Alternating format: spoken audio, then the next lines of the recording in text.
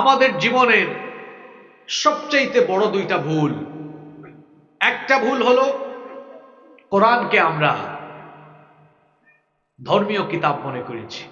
আরেকটা ভুল হলো ইসলামকে শুধুমাত্র আমরা একটি ধর্ম মনে করেছি। মনে রাখতে হবে, ইসলাম শুধুমাত্র কোনো ধর্ম নয়। তাহলে ইসলাম কি? ইসলাম হচ্ছে আল্লাহর কাছে একমাত্র মনোনীত চূড়ান্ত একটি জীবন ব্যবস্থা। জোরে বলেন তো, ইসলাম মানে একটি জীবন ব্যবস্থা। সবাই বলেন, ইসলাম একটি জীবন ব্যবস্থা। বলতে আপনি কি বুঝেন? অর্থাৎ আপনার জীবনের শুরু থেকে শেষ পর্যন্ত আপনার জীবনের ব্যবস্থাপনায় যা যা প্রয়োজন, যা যা দরকার, এই ইসলামের ভেতরে যিনি দিয়েছেন তিনি কে? আরো জোরে বলতে হবে, তিনি কে? এই ইসলাম কবুল করলে পরে আপনার জীবনের সকল ব্যবস্থাপনা ইসলামের আলোকেই করতে হবে। এখন যদি আপনি আপনার নামাজ, রোজা, হজ, যাকাত আপনি যদি কেবলমাত্র ধর্মীয় আচার অনুষ্ঠানগুলো ইসলাম মোতাবেক পরিচালনা করেন, আর আপনার পরিবার, আপনার ব্যবসা বাণিজ্য, আপনার সমাজ, আপনার অর্থনীতি, আপনার রাজনীতি, সেগুলো যদি আপনি ইসলাম বাদ দিয়ে অন্য কোনো মতাদর্শের আলোকে পরিচালনা করেন, তাহলে আপনি কিন্তু আল্লাহর দেওয়া এই জীবন ব্যবস্থা জীবনে পূর্ণাঙ্গ অনুসরণ করতে পারলেন না। রব্বুল আলামিন এই সকল লোকদেরকে কেন্দ্র করে কোরআনে আয়াত নাজিল করেছেন। আল্লাহ তাআলা কোরআনে কারীমের 2 নম্বর সূরা সূরাতুল বাকারায় 85 নম্বর আয়াতে বলছেন, আফাতুমিনুনা বিবাদিল কিতাবি ওয়া তাকফুরুনা বিবাদ। তাহলে কি তোমরা এই কিতাবের কিছু অংশের উপরে ঈমান এনেছো, আর কিছু অংশের সাথে তোমরা নাফরমানি করছো? তুমি দেখা যায় তোমার জীবনকে 2 ভাগ করে নিয়েছো। তুমি 1 ভাগ করেছো ধর্মের জন্য, আর তোমার অর্থনীতি, রাজনীতি, তোমার জীবনের অন্যান্য দিকগুলো সেগুলো ইসলাম বাদ দিয়ে পরিচালনা করছো। আল্লাহ তাআলা বলছেন, তাহলে কি তারা এমন লোক যারা দাবি করে ইমানদার, কিন্তু ইমানের দাবি করার পরে তারা তাদের বিচার ফয়সালা আর তাদের সমাজ রাষ্ট্র পরিচালনার জন্য আল্লাহর দেওয়া আইন বাদ দিয়ে, আল্লাহর দেওয়া জীবন ব্যবস্থা বাদ দিয়ে অন্যান্য জীবন ব্যবস্থার তালাশ তারা করে নাকি? কোরআনে কারীমের 4 নম্বর সূরা সূরাতুন নিসা এর 60 নম্বর আয়াতে আল্লাহ তাআলা বলছেন, আলাম তারা ইলাল্লাযীনা ইয়াযউমুনা আন্নাহুম আমানু বিমা উনজিলা ইলাইকা ওয়া মা উনজিলা মিন ক্বাবলিক। আল্লাহ তাআলা বলছেন, ও নবী, আপনি কি তাদেরকে দেখেননি যারা দাবি করে আমি আপনার উপর যা নাজিল করেছি সেগুলোর উপর তারা ঈমান এনেছে, এমনকি আপনার পূর্ববর্তীদের উপরে যা নাজিল করেছি সেগুলোর উপরেও তারা ঈমান এনেছে।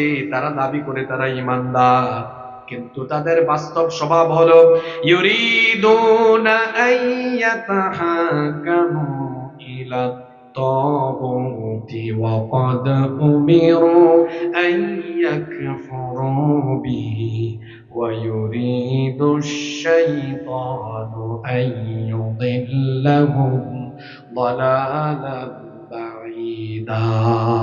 আল্লাহ তাআলা বলছেন, তারা বলে ঈমানদার, অথচ বাস্তবে তারা বিচার ফয়সালার জন্য তারা তাগুতের কাছে যায়। প্রশ্ন হলো, তাগুত কারা? আল্লাহর দেওয়া জীবন ব্যবস্থা ব্যতি রেখে, আল্লাহর দেওয়া জীবন ব্যবস্থা বাদ দিয়ে মানুষের তৈরি করা আইন কানুন, মতাদর্শ গ্রহণ করে জীবন পরিচালনা করে যারা, তাগুত হলো তারা। ঈমান আনার আগে তাগুতকে তালাক দিতে হবে। এজন্য আল্লাহ বলেছেন, ফামান ইয়াকফুর বিত-তাগুতি ওয়া ইউমিন বিল্লাহি ফাকাদ ইসতামসাকা বিল উরওয়াতিল ওয়াসকা। অতঃপর যারা তাগুতের সাথে নাফরমানি করে আল্লাহর উপর ঈমান আনবে, তারা এমন এক শক্ত রশিকে আঁকড়ে ধরলো, লান ফিসামা লাহা ওয়াল্লাহু সামিউন আলীম। যেই রশি, যেই বাঁধন ছিন্ন হওয়ার নয়। আল্লাহ বলছেন, আমার উপর ঈমান আনার আগে তাগুতের সাথে সম্পর্ক ছিন্ন করো। কথা শুনতেছেন? শয়তান যাদেরকে কাতুকুতু মারে এরা যেন 2 মিনিটের ভেতরে এখান থেকে উঠে বের হয়ে যায়। এরা হচ্ছে কোরআনের মাহফিলের আদব নষ্টকারী। আপনার কি মনে হয় আমি আপনাকে কিচ্ছা শোনাতে বসেছি? আমি এমন হুজুর না যে হুজুর বসে 20 মিনিট নাহমাদুহু পড়ে আরো 10 মিনিট ভূমিকা মারে। আপনি দেখছেন সময় কেমনে বাঁচাই? 1 মিনিটের ভেতরে আলোচনায় ঢুকেছে, আপনাকে জায়গা মতো নিয়ে যাচ্ছে, আর আপনি মাহফিলের আদব নষ্ট করেন। কাতুকুতু যাদেরকে শয়তান মারে 2 মিনিট টাইম দিলাম বসে, নইলে এখানে এনে মাইকের সামনে দাঁড় করাই। আমি খুব মেজাজি মানুষ। বাড়ি কোথায় জানেন তো? আমি হযরত শাহজালাল রহমতুল্লাহ আলাইহির রুহানি সন্তান। নিজের মধ্যে দুর্বলতা রাখি না, দুর্বল মানুষ দুর্বল ইমানদার দেখতেও পারি না। যারা 50-55 মিনিট বসতে পারবেন না উঠে চলে যান, আর যারা 50-55 মিনিট বসতে পারবেন ধৈর্য ধরে বসে থাকেন। বহু কথা আছে আজকে ইনশাআল্লাহ। কোথা থেকে কথা শুরু হয়েছে আপনি বুঝছেন? শুরুর কথা শুনবেন, নয়তো আপনি বুঝবেন না। আমাদের দেশে এখন বেহুশ মাহফিল হয় বেশিরভাগ জায়গায়। তাফসীরুল কুরআন মাহফিল না, নাম হলো তাফসীরুল কুরআন মাহফিল, কিন্তু বাস্তবে হয় বেহুশ মাহফিল। বেহুশ মাহফিল এটা আবার কোনটা? বক্তা নিজে জানে না কি বলে, কোনো টপিক নাই, বিষয় নাই, কিছুই নাই, ঝকা খিচুড়ি। কিছুক্ষণ গজল গায়, কিছুক্ষণ আজান দেয়, কিছুক্ষণ কিচ্চা বলে, সাপের কিচ্চা, বেগুনের কিচ্চা, কিছুক্ষণ ডানে, কিছুক্ষণ বামে, কিছুক্ষণ চিল্লায়, কিছুক্ষণ লাফায়। আর শ্রোতাদেরা সামনে বসে এরা কিছুক্ষণ পর ঠিক ঠিক বলে, কেউ দাঁড়িয়ে যায়, কেউ লাফায়। আপনি ঠিক বেঠিক বলার কে? আপনি ঠিক বললেও কোরআনের কথা ঠিক, আপনি ঠিক না বললেও কোরআনের কথা ঠিক। এখানে বসলে কি বলতে হয়? যখন আল্লাহর বরত্বের কথা শুনবেন হৃদয় থেকে বলে উঠবেন আল্লাহু আকবার। যখন ফজিলতের কথা শুনবেন বলবেন সুবহানাল্লাহ। সুবহানাল্লাহ, আল্লাহু আকবার এগুলো বললে সওয়াব আছে না নাই? মাহফিলকে মাহফিলের মতো রাখেন, সার্কাস বানায়েন। তো বেহুশ হয়ে বক্তা কথা বলে আর শ্রোতাও বেহুশের মতো শুনে।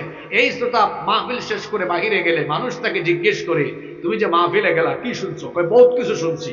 কই ওয়াজ কেমন হয়েছে? কই খুব ভালো হয়েছে। কই হুজুরের অবস্থাকে কই ফাটাই ফেলছে একদম।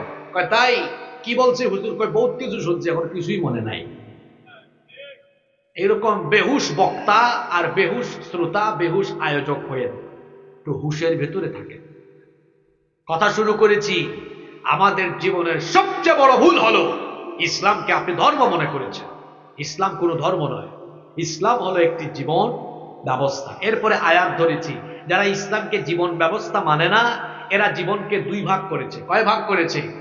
1 ভাগ করেছে ধর্মের জন্য, আরেক ভাগ করেছে ধর্ম বাদ দিয়ে জাগতিক অন্যান্য কিছু পরিবার, সমাজ, রাষ্ট্র, অর্থনীতি, রাজনীতির জন্য। এদের পরিস্থিতি কেমন? এরা নামাজে কোরআন মানে, সমাজে কোরআন। এরা জীবনকে এমন ভাবে ভাগ করেছে, কোরআনকে শুধু তেলাওয়াতে সীমাবদ্ধ রেখেছে, কোরআনের শিক্ষা তাদের জীবনে তারা প্রতিফলিত করে না। দেখা যায় তাদের বাড়িতে বিবাহের অনুষ্ঠান হয়, হুজুরকে ডেকে এনে বিবাহের খুতবা দেওয়ায়। হুজুর যখন বিবাহের খুতবা দেন, খুতবার ভেতরে তিনি কোরআনের কিছু আয়াত তেলাওয়াত করেন। আশ্চর্য কথা, কোরআন তেলাওয়াত দিয়ে বিবাহ উদ্বোধন হচ্ছে, কিন্তু আগের রাতে এই বাড়িতে এই বিয়েকে কেন্দ্র করে নারী পুরুষ একসাথে হয়ে গায়ে হলুদের নামে তারা নাচ গান বাজনা করেছে। আবার যৌতুকের টাকায় বিবাহ হচ্ছে।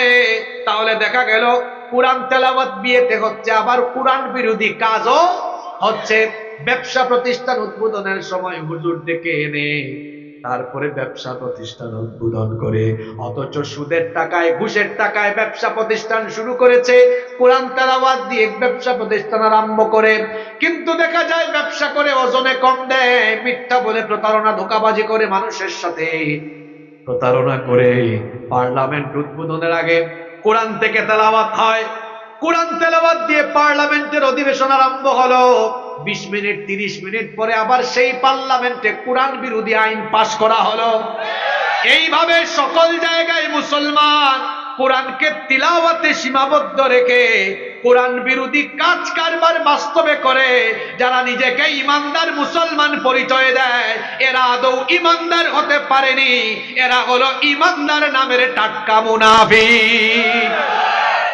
এই রকম মুনাফিক আমার সমাজে নাই, আপনার এলাকায় নাই। বলবেন হুজুর কই একটু দেখান, আমি নাম বলবো না কিন্তু খাসলত বলবো, মিলে যাবে। আমি খাসলত বললেই আপনি বুঝবেন। যারা বাস্তব জীবনে আল্লাহর দেওয়া জীবন ব্যবস্থাকে গ্রহণ করতে পারেনি, কোরআন এদের নাম দিয়েছে মুনাফিক। জোরে বলেন, কোরআন এদের নাম দিয়েছে কি? মুনাফিক হলো একটা ডেঞ্জারাস ক্যারেক্টার, এটা বড় সেনসিটিভ ক্যারেক্টার। কেন আমি ডেঞ্জারাস বললাম? কেউ যদি আমাকে বলে হুজুর আমি হিন্দু দেখবো, কোথায় যাব? বলবো আমাদের প্রতিবেশী দেশে যান, কোটি কোটি হিন্দু সেখানে আছে না নাই? কেউ যদি বলে হুজুর আমি বহু খ্রিস্টান দেখবো, কোথায় যাব? বলবো ইংল্যান্ডে আমেরিকায় যান। কেউ যদি বলে হুজুর আমি বৌদ্ধ দেখবো, বলবো চীন বা মিয়ানমারে যান। কেউ যদি বলে হুজুর আমি ইহুদি দেখবো, কোথায় যাব? আমি বলবো ইসরায়েলে যান। কেউ যদি এখন প্রশ্ন করে বসে হুজুর আমি মুনাফিক দেখবো, কোথায় যাব? শুনতেছেন আপনারা? মুনাফিক দেখতে চাইলে কোথায় যাবেন? বাংলাদেশে যাওয়া লাগবে না গো ভাই, এই গ্রামে এমনকি এই প্যান্ডেলের আশেপাশে মুসলমানের সুরত ধারণ করে মুনাফিক ঘাপটি মেরে বসে আছে। মুসলমান আছে যেখানে, মুনাফিক আছে। এখন বলবেন হুজুর মুনাফিক আমি চিনতাম কেমনে? আসেন আপনারে কোরআনের আয়াত দিয়ে বলে দেই। আপনার গ্রামের গোবিন্দপুর কেন্দ্রীয় মসজিদে হুজুর জুমার দিনে বয়ান করলেন। আমার সম্মানিত মুসল্লিবৃন্দ, আল্লাহর দেওয়া কোরআন দিয়ে আমাদের গোবিন্দপুর মসজিদ চলবে।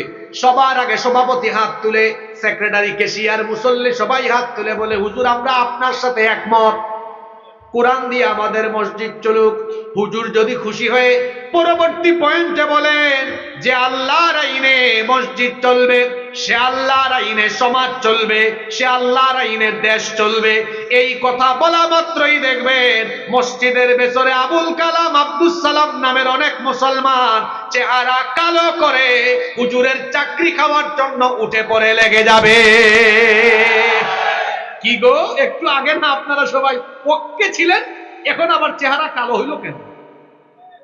কথা বোঝা যায়? মসজিদে কোরআনের আইন চায়, সমাজে রাষ্ট্রে কোরআনের আইন। আমার দেশে অনেক মানুষ এমন আছে যারা ধর্মে কর্মে কোরআন মানবে, সমাজে রাষ্ট্রে কোরআন মানতে চায় না। কেন? সমাজে রাষ্ট্রে যদি কোরআনের আইন প্রতিষ্ঠা হয় তাহলে তারা টেন্ডারবাজি করতে পারবে না, চুরি করতে পারবে না, ডাকাতি করতে পারবে না, লুচ্চামি করতে পারবে না, বদমাশি করতে পারবে না।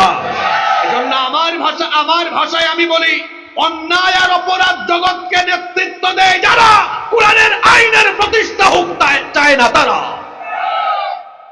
কারণ কোরআনের আইন প্রতিষ্ঠা হলে অত টেন্ডারবাজি করতে পারবে না, অত রোডের জায়গায় বাস দিতে পারবে না, অত চুরি বাটপারি করতে পারবে